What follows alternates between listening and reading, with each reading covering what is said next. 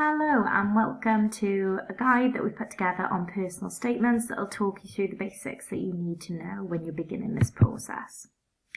So first thing is, what is a personal statement? So what the personal statement will allow you to do in your UCAS application when you're applying for university courses is it really gives you that chance to present yourself, to explain yourself, and really to kind of prove that you are much more than just a bunch of grades.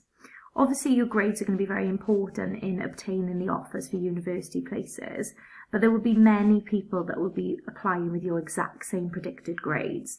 So when the admissions teams look at your personal statements, this is what they're going to use to kind of narrow you down, against the other however many candidates that have got exactly the same academic profile as you.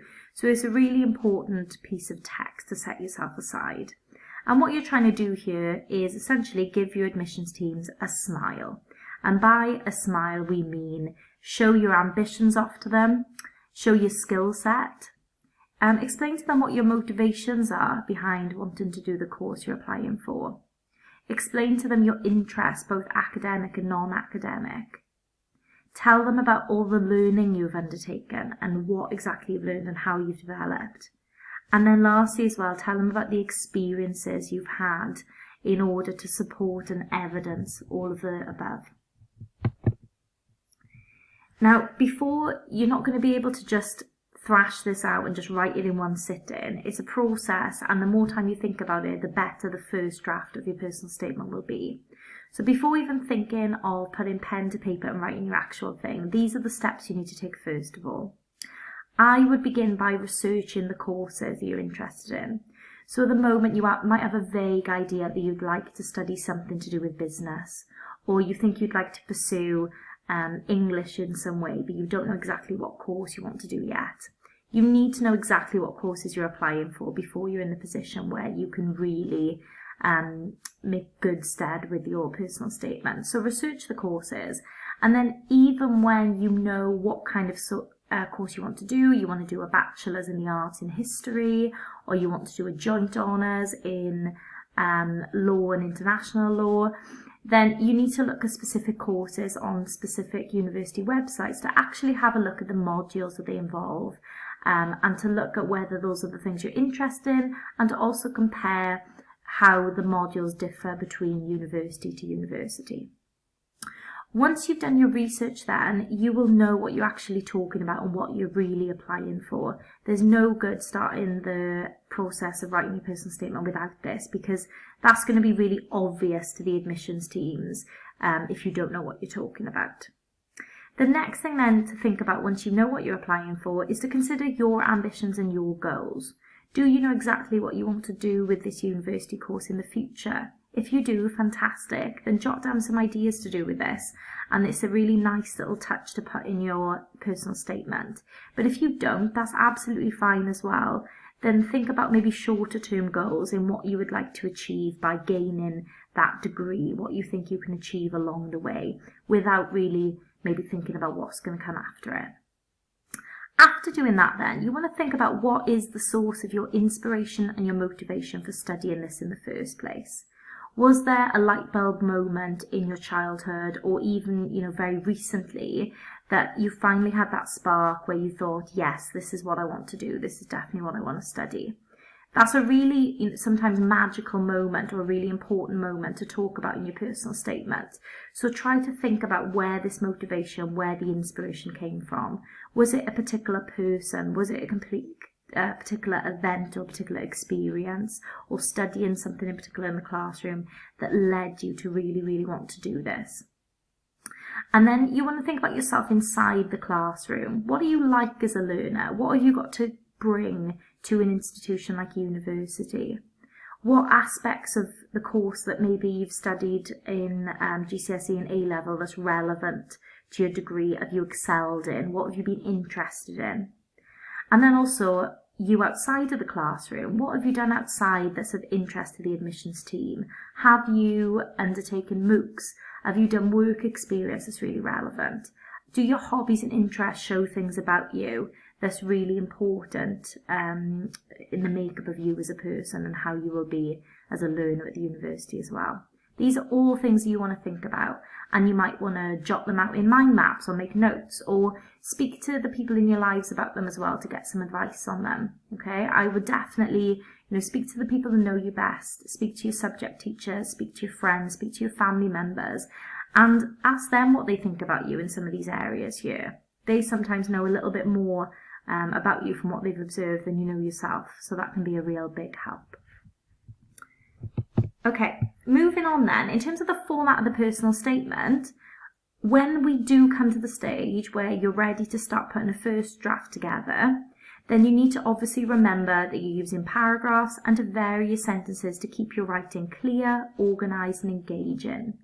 The admissions teams are going to be looking at a lot of personal statements, so you don't want to put them off for doing anything clumsy to do with the formatting. And the other thing is that when you input your personal statement into the UCAS website, when it's all ready to go, then you haven't just got an endless limit to what you can write. Everything you write has got to be within 4,000 characters. That's the maximum. It can obviously be under that, but you want to get as close to that as possible to have enough detail. But 4,000 characters, remember, isn't just words. Okay, it's each individual letter, it's the spaces, it's pieces of punctuation.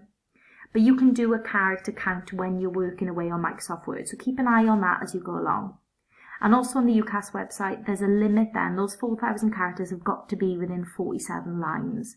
So you can't have ridiculous numbers of line breaks as well. Keep an eye on that. As well as the format, it's important that you have an idea of the process as well, so what happens with your personal statement. So obviously you'll be filling in your UCAS form with all of your key details and your choices and your qualifications. And then at the same time or before or after that, you'll be working on your personal statement. So the first stage just consists of you working on that by yourself. You can obviously ask for as much advice as you want to from subject teachers, from parents, from friends, from maybe family friends that you know that work within relevant industries. Gather as much feedback as you want to at that early stage when you were working on it. Do be aware though that, some advice, all advice will be subjective. So some advice might contradict each other, and you just need to obviously use your head to make decisions on what you think belongs in that first draft before you bring it to your form tutor. Once you've got a full first draft together then, this is when you will work on your personal statement with your form tutor. You'll be working them very closely in form periods and outside as well. And together you're going to work on it until it gets to a particular standard where the form tutor will then approve it. Once the form tutor approves it, then it will be signed off, and at that stage, and only at that stage, you bring it to your allocated referee. So your referee will either be Dr. Rowe or myself, Miss Jones, or it will be Miss Jennings if you're an early applicant. You will know in plenty of advance time who your allocated referee is. As I said, Miss Jennings does the early applicants, and then Dr. Rowe and myself divide the other forms between us.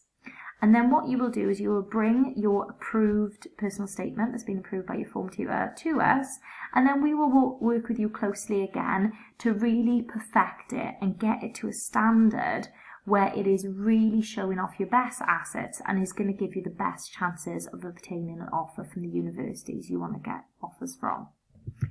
So let's have a little look at the content now of your personal statement. What I've done is divided up the personal statement into 6 key areas, 6 key paragraphs that essentially, from looking at personal statements over the years, seems to make up quite a magical, neat and all-encompassing formula. Okay, so you're kind of covering all bases with this, and it's a logical sequence of ideas as well. Because what you don't want is all your ideas muddled up and not into nice key groupings that makes it really easy for the admissions team to read. So what I would spend the first paragraph doing is really showcasing that passion. So clearly establish which course you'll apply for and make sure you get across your passion for the subject as well. That's really, really important. Remember, this is going to be the first thing that they are reading about you, and it's really key that you kind of hook that admissions team from the word go. So things to do within this section. Do maybe consider putting in a bold statement about your subject. Okay, have some kind of view on it. Say something about what is currently going on with it in society or within academia. You might want to consider putting a relevant quote that you truly believe in, but please be wary of this because in the past, personal statements have gone through trends of using quotes, of not using quotes. And at the moment, there's not really a trend either way. But what I would say is that a really carefully chosen quote and something that really means something to you in relation to the subject can really hit a spark off from the word go. A quote just put in there for the sake of it because you think it sounds good to have a quote in there is just a really bad idea, and it's often jarring and it just looks clumsy and it looks silly and it's going to put off your admissions team. So be wary about using a quote, but if there's a quote that really means something to you in relation to this course, then it is okay to put that in, and I'd maybe consider putting that in early on. A lot of good personal statements sometimes include an anecdote that first interested you in the subject, that proves the importance of it, something that happened to you when you were younger, some experience that you've had that really made you see the importance in the subject, the importance in a particular career. That's quite a nice touch because it's nice and personal. And you might want to offer some kind of original thought regarding the subject. So show that you actually think about this subject, that you have an opinion on it, and that you know something that is really, important to the centre of this subject, and show that off from the word go. Things to not do in this paragraph is go for really cliched, boring openings. Try to avoid the word I as your first word. So boring openings such as, I have always been interested in history and geography, blah, blah, blah. I am currently studying, blah, blah, blah. I wish to apply for. These are just going to make your admissions teams switch off. You just need something far more bold, a statement instead, not just like a description. And don't send the admissions teams to sleep in the first paragraph. You want to make them believe you live and breathe this subject. Okay, you can't imagine yourself doing anything other than studying this subject at university. That's the key goal here. And the other thing that I haven't included on these slides is actually, please make sure that you really clearly establish what subject you're applying for. I can't tell you the number of personal statements that I've seen that I can read to the end of the first paragraph, and unless they've told me, I have absolutely no idea what they're actually applying for. Just name the course, name the subject really clearly within that first paragraph, so that the admissions teams knows that you are really focused on exactly what you're applying for. You're not just talking about yourself, you are talking about you as a candidate applying for this course, and that's what's really important. Right, now these screencasts have a limit of 15 minutes. So what I'm going to do now is pause here, and then there's going to be a second video that you can click on in which I will talk you through what to put in your other 5 paragraphs. Okay, so we'll end here and then click on the next one, and I'll lead you through the rest of an introduction on your personal statement.